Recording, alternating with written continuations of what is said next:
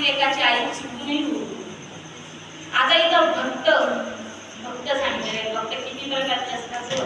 एक देवभक्त, एक देशभक्त. इथं बहुते देवभक्त आहेत आणि पुढच्या पिढीचे देशभक्त आहेत. होतील का नाही गॅरंटी? ते हसतायत. तुम्हाला एक सांगू का? तसे पाहिले तर देवभक्त अनेक आहेत, भरपूर आहेत, पण जसे पाहिजे तसे. पण देशभक्त कमी आहेत, पण जसे पाहिजे तसे. तुम्ही म्हणाल कसं काय? जे सीमेवर राहतात ना ते कुठले भक्त आहेत? देशभक्त. ते मागचा पुढचा विचार करत नाही. दुश्मन दिसला जागेवर उडवता आणि भारत मातेसाठी प्राणही जागेवर देतात. तुम्हाला एक सांगू का? काही लोक म्हणतात की आर्मीवाल्यांचं डोकं मेंदू, आर्मीवाल्यांचं मेंदू गुडघ्यात असतो. माझं तर म्हणणं आहे ते बरोबर आहे. का बरोबर आहे? कारण ते मागचा पुढचा विचार करत, परिवाराचा विचार करत.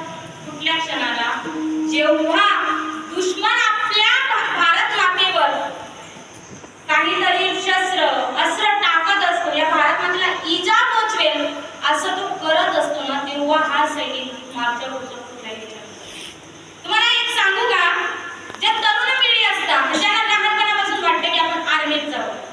जेव्हा ते आर्मीत जातात त्यांची पहिली ड्युटी असते आणि पहिली ड्युटी असताना त्या भारत मातेला स्पर्श करतात आणि ते काय म्हणतात? हे मेरे प्यारे वतन, ए मेरे बिछड़े चमन, तुझ पे दिल कुर्बान,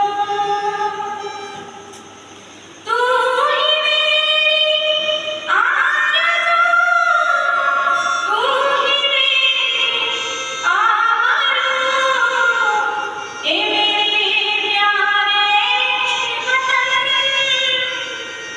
ए मेरे बिछड़े चमन, तुझ पे दिल कुर्बान. ते म्हणतात की या भारत मातेसाठी आम्ही आमचा प्राणही द्यायला तयार आहे. जेव्हा ते तिथं सीमेवर असताना जेव्हा त्यांना घरची आठवण येते तेव्हा त्यांचा काय प्रकार असतो ऐका. ए गुजरने वाली हवा बता, मेरा इतना काम करेगी क्या, मेरे गाँव जा, मेरे दोस्त को सलाम दे, मेरे गाँव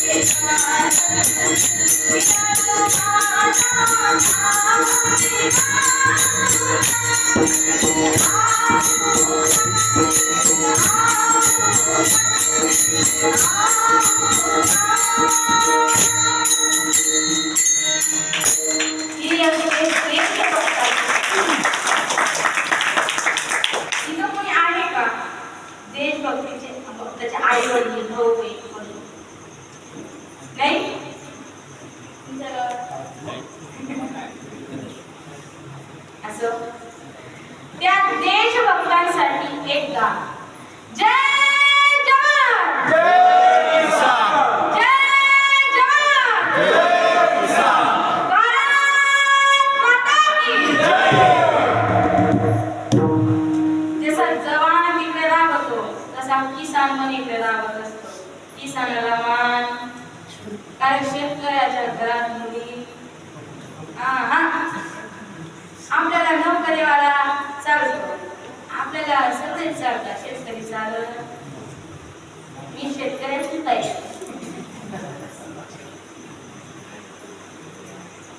असं